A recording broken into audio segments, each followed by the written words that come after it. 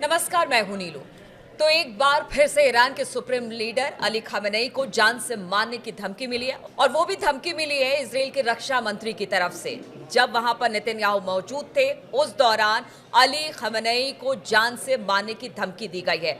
अब Ali Khamenei की तरफ से भी बयान आए हैं। ये बयान क्या है, बातचीत करने के लिए मयंक मेरे साथ जुड़ गए हैं। मयंक, एक बार फिर से हत्या की या फिर जान से मारने की धमकी ईरान के सुप्रीम लीडर अली खामेनेई को। क्या कुछ कहा गया, कहां पर कहा गया, और किस तरह से अब इसे लेकर अली खामेनेई की तरफ से बयान आए हैं? देखिए, बीते रविवार को जो रक्षा मंत्री हैं इजराइल के कार्ड्स, वो रेमन एयर बेस है वहाँ पर पहुँचे हुए थे, और बेंजामिन नेतन्याहू इजराइल के प्राइम मिनिस्टर भी उनके साथ थे। इस दौरान उन्होंने बात करने के दौरान उन्होंने ये बात कही कि अगली बार जो है वो सुप्रीम लीडर जो है अली खामेनेई साहब, वो हमारे निशाने पर होंगे, और अगर किसी भी तरह का हमला ईरान की तरफ से होता है या ईरान जो है वो हमें उकसाता है, तो अगली बार आप निशाने पर होंगे। ऐसा संदेश जो है वो अली खामेनेई को टारगेट करते हुए दिया गया है। देखिए, ये इस बयान के पीछे की कई सारी वजह है जो समझने की ज़रूरत है कि आखिर इजराइल बार बार ऐसा क्यों कह रहा है। हमने देखा 12 दिन की युद्ध के दौरान भी इस तरह के बयान सामने आए थे कि हम हमला कर सकते हैं और हमें पता है कि अली खामेनेई साहब की लोकेशन क्या है। इस तरह के बयान आए, अब एक बार फिर इस तरह के बयान आ रहे हैं। इसकी देखिए एक बड़ी वजह ये है कि अभी 2 दिन पहले ही, मतलब इस बयान के ठीक पहले की बात है कि अली खामेनेई साहब की तरफ से ईरान के लोगों को एक संदेश दिया गया। ये मौका था 40 दिन, युद्ध के 40 दिन पूरे होने को लेकर। आप उस दिन की बात करिए जिस दिन जितने कमांडर्स थे ईरान के, उनकी शहादत हुई थी। जो इजराइल के हमले में जो इनके साइंटिस्ट जो हैं और जो अलग अलग आर्मी के और एयरफोर्स के, नेवी के कमांडर्स थे, उनकी शहादत हुई थी, उसको 40 दिन पूरे हुए थे। इस मौके पर अली खामेनेई साहब की तरफ से एक संदेश जारी किया गया। अब देखिए, उस संदेश में उन्होंने जो बातें कही थी, उसके जवाब में इजराइल जो है वो थोड़ा सा चिंतित नज़र आ रहा था, ऐसा हम कह सकते हैं। इनका जो बयान था, जो इन्होंने कहा, वो थोड़ा सा गौर करने की बात है कि इनका जो कहना था, इन्होंने कहा undoubtedly the loss of commanders such as माटेर बाघेरी, सलामी, राशिद हाजीजादे और Shadmani and the other military personnel and scientists such as Martyr, Tehranchi, Abbasi and other scientists is a very heavy for the nation। उन्हें कहा कि हमारे जो scientist जो थे, इनकी जो शहादत हुई है ईरान के लिए एक बड़ा नुकसान था, इसमें दो मत नहीं है। उसके आगे उन्होंने कहा but the foolish and the short sightedness enemy did not achieve its goal. लेकिन उन्होंने ये कहा कि इजराइल अपने मकसद में कामयाब नहीं हो पाया।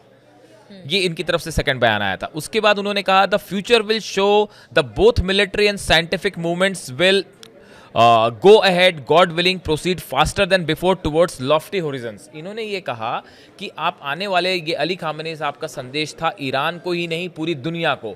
उन्होंने कहा कि आप देखेंगे कि आने वाले समय में ईरान न सिर्फ साइंस के क्षेत्र में, टेक्नोलॉजी के क्षेत्र में, स्पेस में, मिलिट्री में, ओवरऑल हर डिपार्टमेंट में ईरान अब तेजी से तरक्की करेगा और पहले के मुकाबले ज़्यादा तरक्की करेगा। देखिए, हमने अपने पिछले वीडियोस में आपको ये बताने की कोशिश की कि इस 12 दिनों के युद्ध के बाद कैसे हर क्षेत्र में जो है वो तेजी से ईरान जो है वो आगे बढ़ रहा है, चाहे वो स्पेस प्रोग्राम हो, चाहे मिलिट्री हो, चाहे मिसाइल हो, चाहे हथियार जुटाना हो, एयर डिफेंस हो, हर क्षेत्र में ईरान तेजी से तरक्की कर रहा है। और यही बात, अगर अली खामेनेई साहब की बात की जाए, उन्होंने पहले ही कहा था कि देखिए, ये हम मान के चलते कि हमारे बहुत सारे वैज्ञानिक हो या हमारे सोल्जर्स हो मारे गए हैं, लेकिन हम किसी तरह से पीछे झुकने को तैयार नहीं है। और खासतौर परमाणु कार्यक्रम को लेकर उन्होंने कहा कि किसी तरह का कोई समझौता नहीं होगा। देखिए, और विकास के रास्ते पर ईरान आगे बढ़ेगा। एग्जैक्टली। और इसी बयान का जो अगला हिस्सा है, पहली बात तो देखिए, इन्होंने बताया कि ईरान जो है वो अब आगे तेजी से बढ़ेगा, हम बिल्कुल नहीं रुकेंगे। ये एक बड़ी स्ट्रैटेजी के रूप में भी देखा जा रहा है ईरान की। अब दूसरा आप देखिए, उन्होंने कहा कि our martyrs themselves had chosen a path in which the possibility of attaining the high rank of martyrdom was not unlikely. इन्होंने कहा कि भाई जो हमारे जो शहीद हुए हैं, जितने हमारे बड़े कमांडर्स शहीद हुए, ये इन्होंने खुद ने ये रास्ता चुना था ईरान के लिए, ईरान को आगे बढ़ाने के लिए। और वो शुरू से जानते थे कि इसमें वो शहीद भी हो सकते हैं, लेकिन उसके बाद भी वो पीछे नहीं हटे और लगातार वो अपने दुश्मन से मुकाबला करते रहे। उन्हें अंजाम की कोई परवाह नहीं थी। तो ये और यही इसीलिए कहा गया कि शहादत हुई है तो उसको बेजा नहीं जाने देंगे या उसको जाया नहीं जाने देंगे। उसको लेकर हम आगे लगातार बढ़ेंगे, क्योंकि यही सच्ची श्रद्धांजलि होगी उनके प्रति हमारी। इन्होंने आगे देखिए ये भी कहा कि may it be sweet for them, मतलब उन्होंने उनको एक प्रकार से विश किया कि वो जहाँ भी हैं वो जो है खुश रहें, इस तरह की बात उन्होंने एक इमोशनल संदेश दिया। और उसके बाद उन्होंने देखिए ये भी आगे कहा कि ये इनका जो हमारे जितने भी बड़े कमांडर्स थे, इनका जाना उनके फैमिली के लिए बेहद दुखद है, लेकिन उन्होंने अपने कंट्री को, अपने ईरान को पूरा जो है एक प्रकार का प्राउड फील कर रहा है। पूरा ईरान जो है वो उनके ऊपर गर्व महसूस कर रहा है कि वो आखिरी समय तक जो है वो झुके नहीं। इसके साथ ही उन्होंने एक बड़ी बात ये भी कही है कि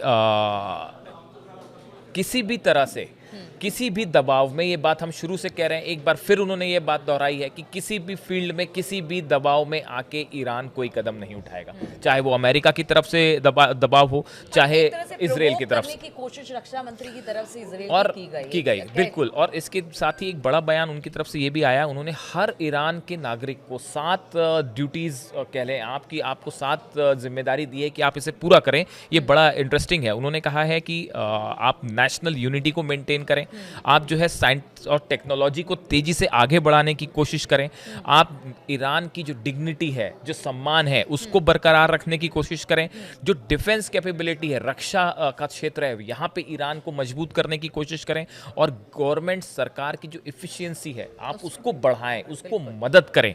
और स्पिरिचुअल गाइडेंस जो आपका एक जो इस्लाम भी सिखाता है कि एक स्पिरिचुअल गाइडेंस के साथ आप अपने मार्ग की तरफ, अपनी दिशा की तरफ आगे बढ़ें, उन्होंने उसका भी संदेश दिया। और जो रेवोल्यूशन थी ईरान की, उसके नियमों को, उसके सिद्धांतों का पालन करें। तो ये एक प्रकार से देखिए ये बड़ा मैसेज था इस 12 दिन की जंग के बाद। बड़े डिटेल में उन्होंने ईरान के कि आप बूस्ट भी होते हो, आप उत्साहित होते हो कि जब बड़ा नेता को इस तरह से कह रहा है तो आप उसको फॉलो भी करते हो। एक तरह से उत्साह बढ़ाने वाली ये चीजें थी। और आखिरी बात उन्होंने जो कहे कि Iran will by God's grace grow stronger by day God willing. उन्होंने कहा कि ईरान जो है अल्लाह की जो एक प्रकार से उसकी बरकत हो और ईरान तेजी से आगे बढ़े, और मैं ऐसी प्रार्थना करता हूँ, कामना करता हूँ। तो ये इनका जो संदेश है ये पूरे ईरान में बहुत तेजी से वायरल हुआ, और बताया जा रहा है कि इनके इस बयान के बाद इजराइल की तरफ से बयान आया।